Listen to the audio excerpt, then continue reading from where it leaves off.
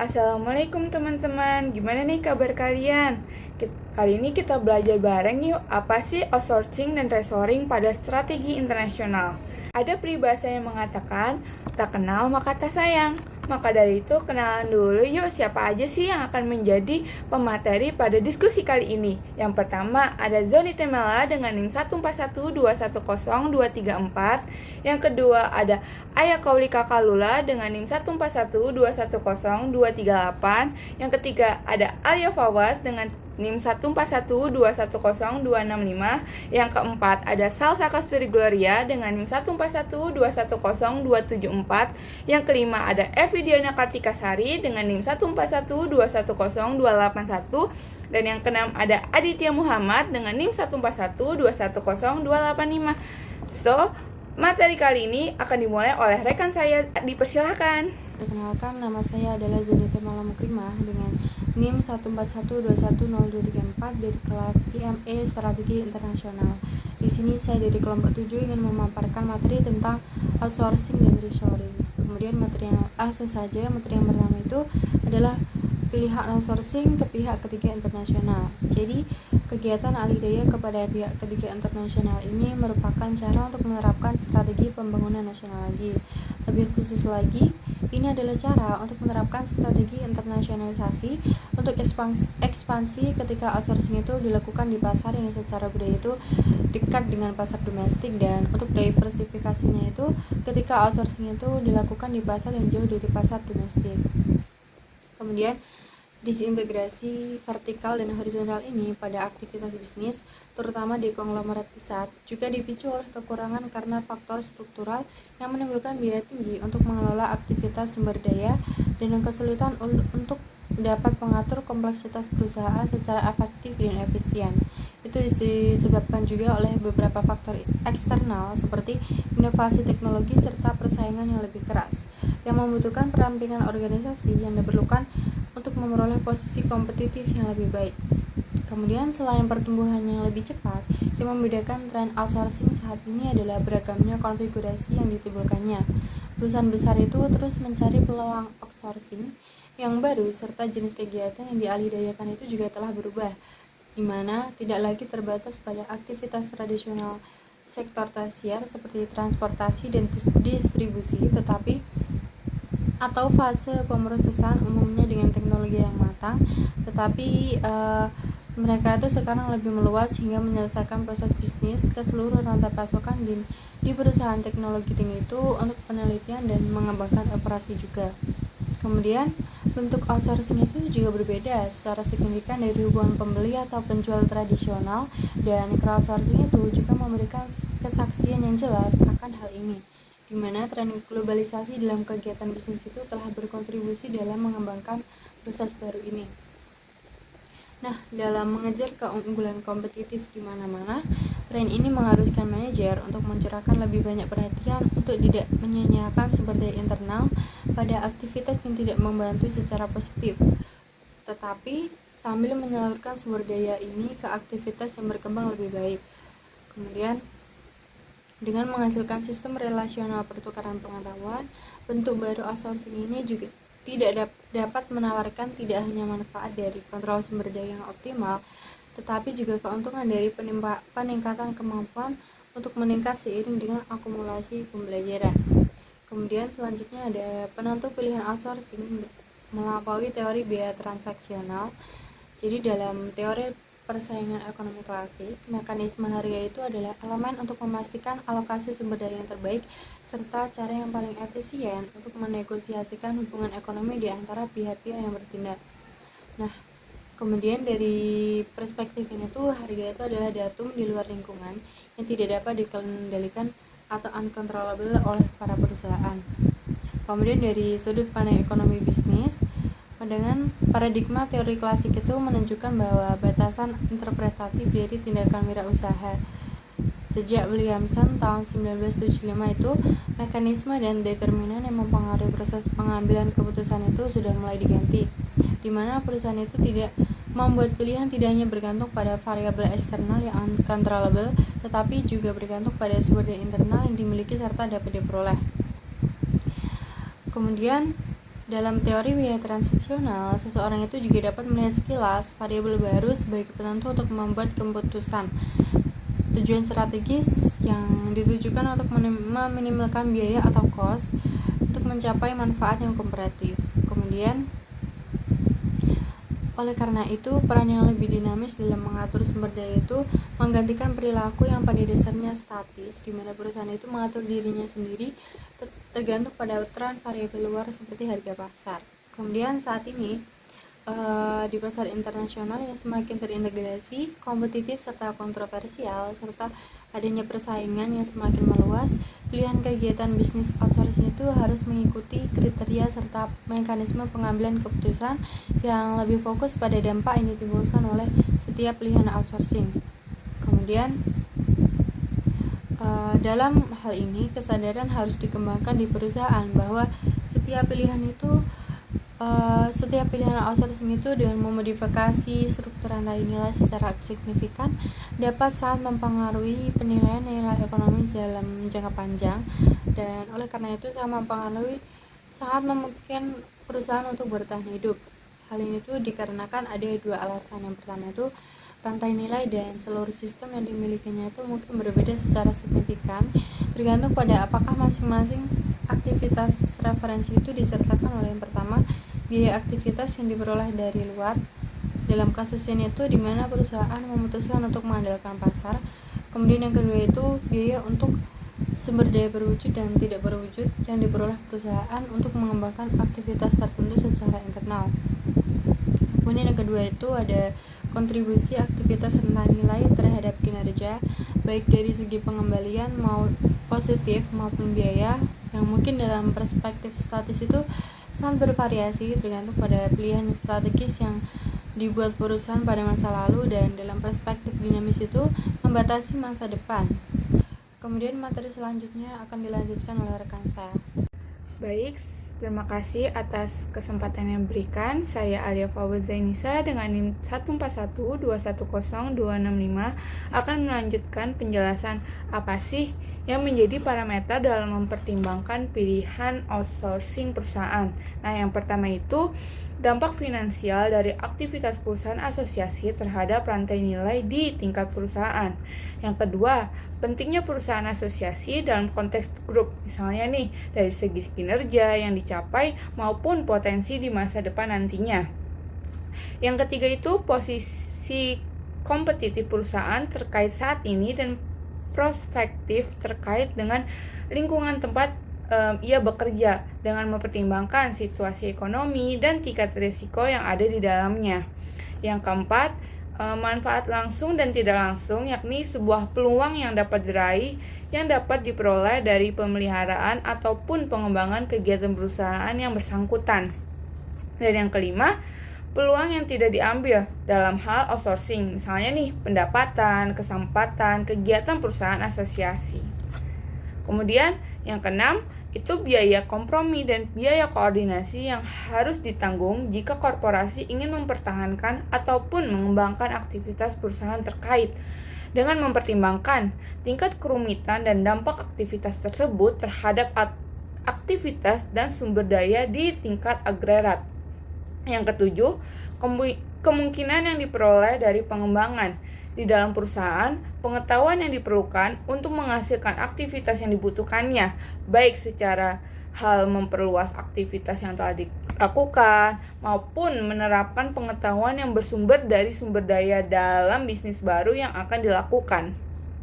Yang kedelapan, keunggulan kompetitif yang berada di luar tingkat biaya murni, yang dimana hal itu dapat muncul dari pilihan yang berbeda dalam hal aktivitas, hambatan masuk yang lebih tinggi yang harus dibangun terhadap pesaing potensial, dan juga kekuatan pasar yang lebih besar yang dapat dicapai sehubungan dengan pesaing, pemasok, maupun pelanggan.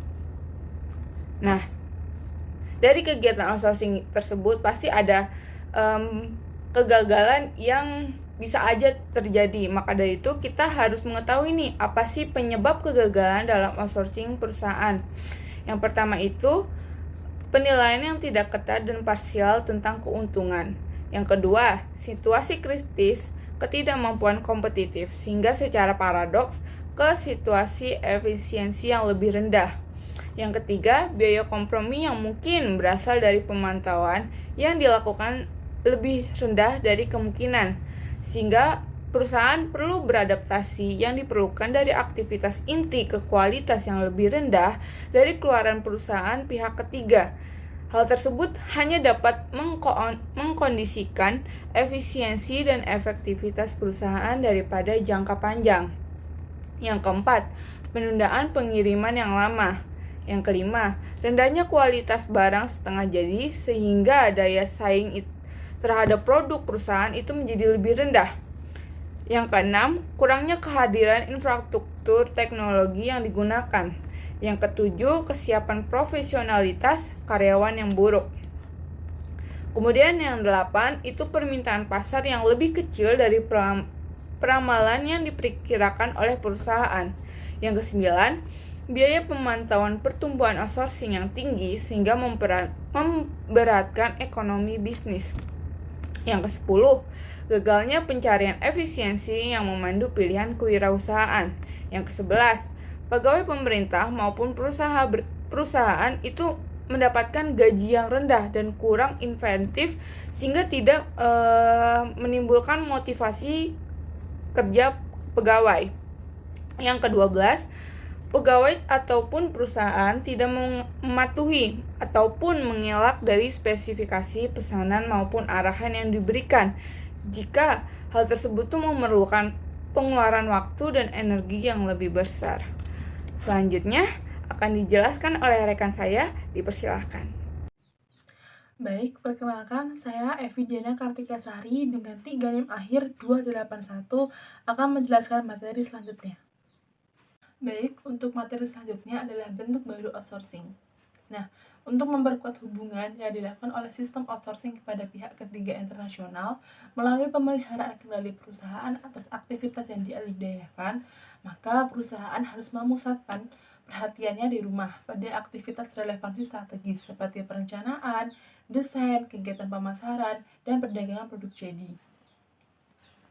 Nah, dalam visi yang lebih umum, sesuai dengan apa yang telah ditemukan dalam realitas operasi, di sini terdapat banyak faktor penting yang perlu dipertimbangkan perusahaan ketika memutuskan untuk melakukan outsourcing yang telah diidentifikasi.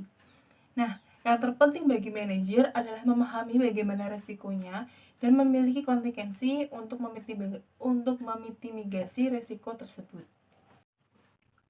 Selanjutnya, menurut Kalza 2001 yang menyebutkan bahwa banyak upaya penelitian tentang topik ini yang telah menyoroti adanya kolaborasi di antara perusahaan yang telah menempatkan hubungan kolaboratif yang hampir terintegrasi, yang pada dasarnya didasarkan pada hubungan kepercayaan, di mana perusahaan outsourcing ini mempertahankan posisi dominasi strategis dan operatif.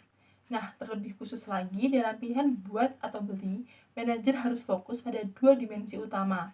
Yang pertama adalah potensi risiko strategis outsourcing, yaitu secara signifikan memengaruhi pencapaian tujuan strategis yang telah ditetapkan pada sebelumnya. Yang kedua adalah potensi risiko operasi outsourcing, yaitu yang berdampak negatif pada tingkat biaya operasi dan mengurangi potensi dari manfaat outsourcing. Kemudian, resiko strategis dan operasional ini sama-sama penting bagi suatu perusahaan, dan evaluasinya ini harus diperhitungkan untuk memutuskan apakah dan bagaimana melakukan outsourcing tersebut. Nah, dalam aktivitas perusahaan, potensi resiko strategis ini yang sangat tinggi, sangat penting karena dapat mengurangi kemampuan perusahaan untuk mendapatkan tujuan strategis dalam jangka yang panjang. Nah, sedangkan untuk potensi resiko operasi akan memengaruhi pelaksanaan keputusan dan dapat langsung dikaitkan dengan aktivitas outsourcing dan untuk karakteristik pasar dari sasarannya. Selanjutnya ada resiko outsourcing. Nah, resiko outsourcing ini ada 2 jenis. Yang pertama ada potensi resiko strategis outsourcing, kemudian ada potensi resiko operasi outsourcing. Nah, dari kedua jenis ini memiliki kendalanya masing-masing. Yang pertama ada resiko dari strategis, yaitu perlindungan kekayaan intelektual yang tidak memadai, Selanjutnya ada kehilangan kendali atas teknologi dengan resiko terkait pemalsuan atau penciptaan pesaing. Kemudian ada hilangnya citra dari negara asal. Selanjutnya ada penerapan strategi yang terbatas berdasarkan inovasi produk. Kemudian ada resiko kurangnya penggunaan pengetahuan. Selanjutnya ada hilangnya citra CSR. Selanjutnya ada permusuhan negara tuan rumah. Nah, untuk kendala yang kedua ada resiko operasi. Kendala pertama adalah peningkatan kompleksitas pengendalian kegiatan lepas pantai. Selanjutnya ada rendahnya produktivitas tenaga kerja di negara tuan rumah. Kemudian ada kurangnya personel yang memenuhi syarat di negara tuan rumah. Kemudian kurangnya infrastruktur. Terus ada biaya manajerial. Kemudian ada peningkatan waktu pengiriman. Selanjutnya ada biaya karena jarak fisik antara konsumen dan pemasok. Selanjutnya ada peningkatan biaya produksi di negara tuan rumah. Selanjutnya ada kualitas produksi atau layanan. Selanjutnya ada masalah yang berkaitan dengan biaya cukai. Assalamualaikum warahmatullahi wabarakatuh. Sebelumnya perkenalkan, saya Aditya Muhammad Rizky dengan NIM 141210285. Di sini saya akan menjelaskan tentang risiko outsourcing dan pilihan offshoring. Pada gambar tersebut dituliskan insourcing di rumah atau di fasilitas sendiri, terus tawanan lepas pantai atau anak perusahaan yang dimiliki sepenuhnya, terus usaha patungan atau kontrak jangka panjang atau pemasok eksternal, terus pengalidayaan internasional, pihak ketiga atau pemasok eksternal. Penghematan dan risiko rendah tidak memerlukan hubungan yang stabil yang dapat membatasi eksploitasi peluang baru di pasar tuan rumah. Pilihan sebaliknya, insourcing in-house atau di rumah, berkaitan dengan kasus potensi risiko operasi yang tinggi dan risiko strategis yang tinggi. Dalam hal ini, hilangnya kendali dapat berdampak negatif bagi perusahaan yang beresiko menciptakan pesaing baru atau kehilangan manfaat dari aktivitas inovatif, terutama jika pengetahuan tersebut dikembangkan pada dasarnya di negara asal. Pada saat yang sama, tingginya tingkat potensi risiko operasional mengurangi manfaat ekonomi yang biasanya terkait dengan outsourcing. Dan bersama dengan risiko sebelumnya, faktor ini meletakkan dasar yang internalisasi aktivitas yang harus tetap berada di pasar dalam negeri. Dua pilihan lainnya menjelaskan situasi tertentu di mana perusahaan harus memutuskan apakah aktivitas dapat dilakukan di luar negeri atau dialidayakan berdasarkan dua jenis risiko utama yang dihadapi perusahaan, risiko operasi dan risiko strategis. Yang selanjutnya, reshoring dan back reshoring.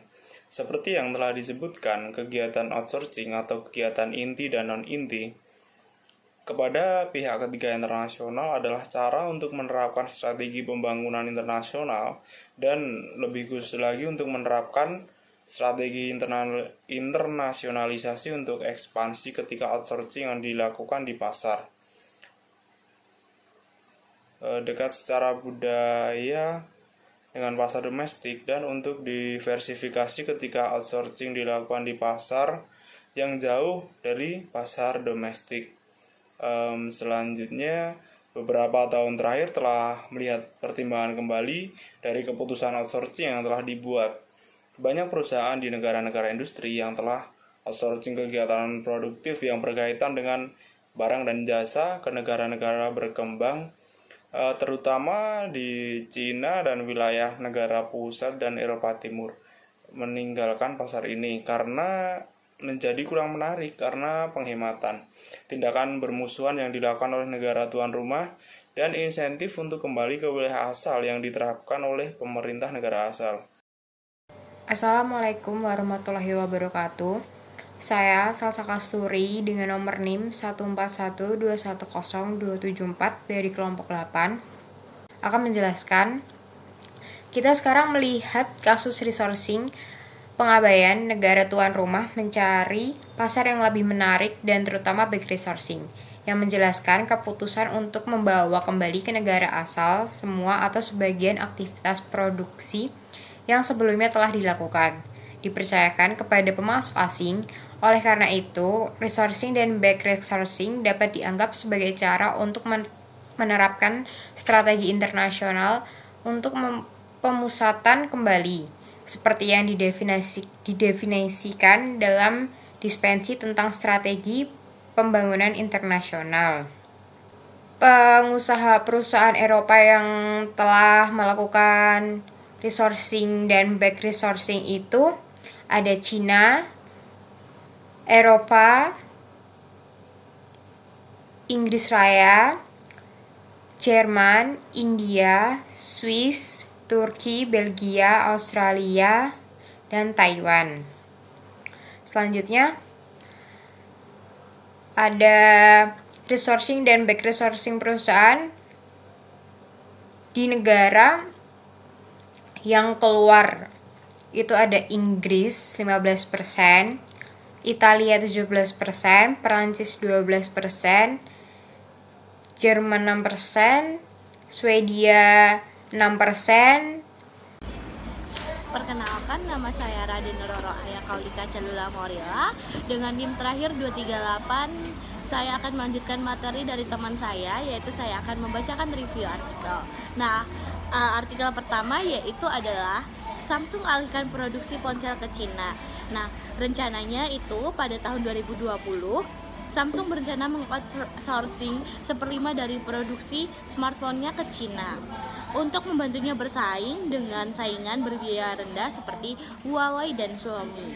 Nah, penyebabnya apa sih? Penyebabnya yaitu ada biaya produksi smartphone di negara Cina terbilang murah.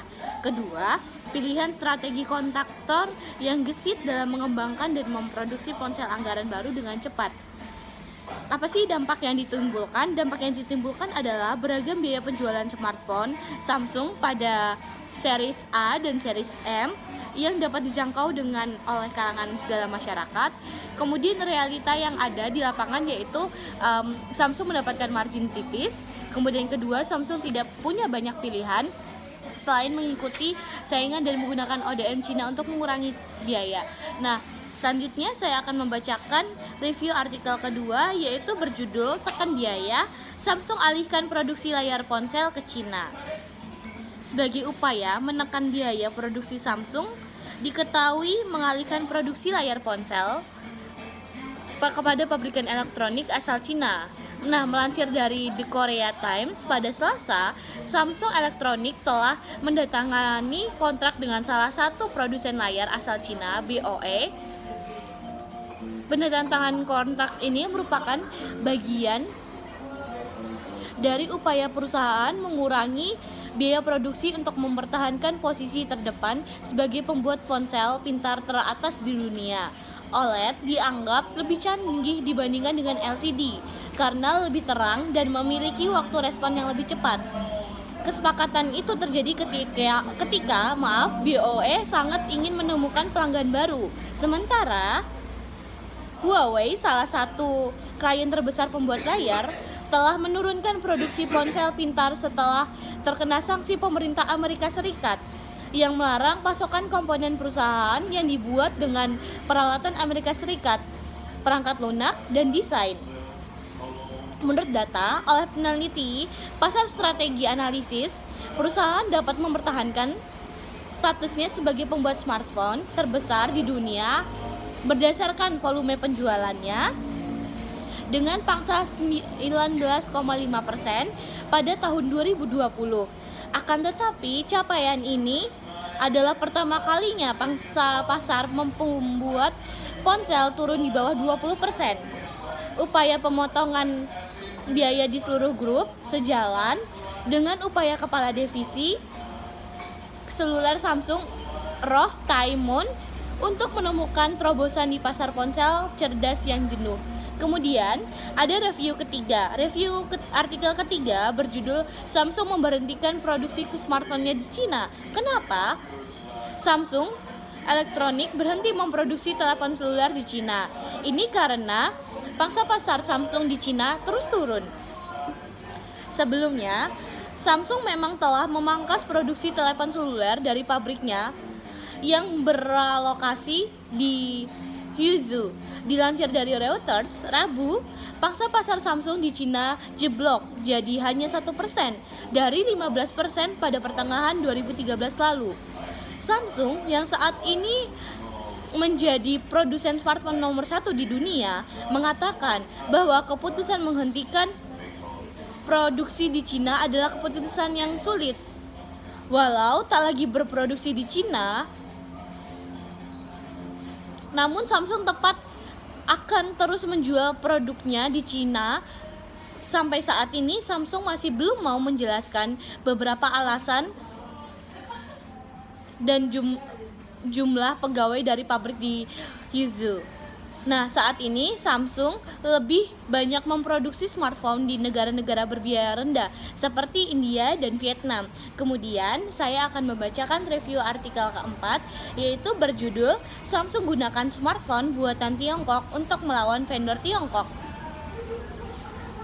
Samsung mulai lebih condong ke arah metode ODM untuk smartphone kelas menengah ke bawah daripada memproduksinya sendiri. Tujuannya untuk menurunkan biaya produksi dengan meminta pabrikan Tiongkok bertanggung jawab atas pengembangan dan produksi perangkat sekaligus pengadaan suku cadang.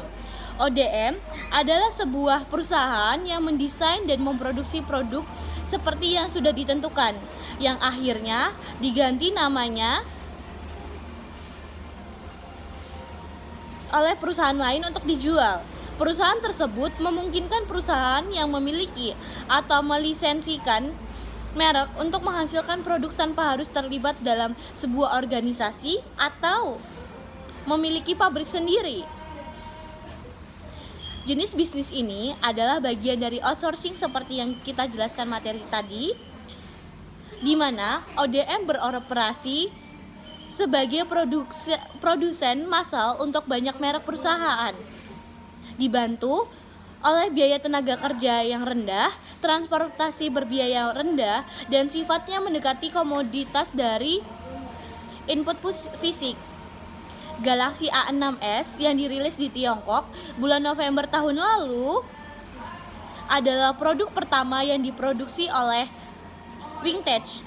Sejauh ini, Samsung telah mengoutsourcing 3 model smartphone Galaxy low-end ke Wingtech. Samsung percaya bahwa metode ODM lebih efektif daripada memproduksi smartphone-nya sendiri sehingga tidak ketinggalan dalam persaingan untuk harga yang kompetitif dengan produsen smartphone Cina seperti Huawei, Xiaomi, Oppo, Vivo, dan Realme. Sebagian perusahaan EMS ada di Shenzhen, sementara Original Equipment Manufacturer adalah perusahaan OEM adalah perusahaan yang memproduksi komponen peralatan yang dipasarkan oleh produsen atau mereka sendiri. Perusahaan OEM terbesar di dunia dengan skala pendapatan adalah Samsung dan Foxconn, perusahaan elektronik Taiwan yang produksi suku cadang dan peralatan untuk perusahaan lain termasuk Apple, Dell, Google, Huawei, dan Nintendo. Berdasarkan data dari riset IHS, diperkirakan presentasi smartphone Samsung yang diproduksi oleh perusahaan ODM akan meningkat dari 3% pada tahun 2018 menjadi 8% pada tahun 2019. Sekian dari saya, terima kasih. Sebelumnya, terima kasih kepada para pemateri yang sudah membagikan ilmunya. Mungkin dari kalian ada yang mau bertanya ataupun diskusi bersama terkait outsourcing dan reshoring di strategi internasional, mungkin bisa tulis di komentar ya. So, thank you for watching and see you!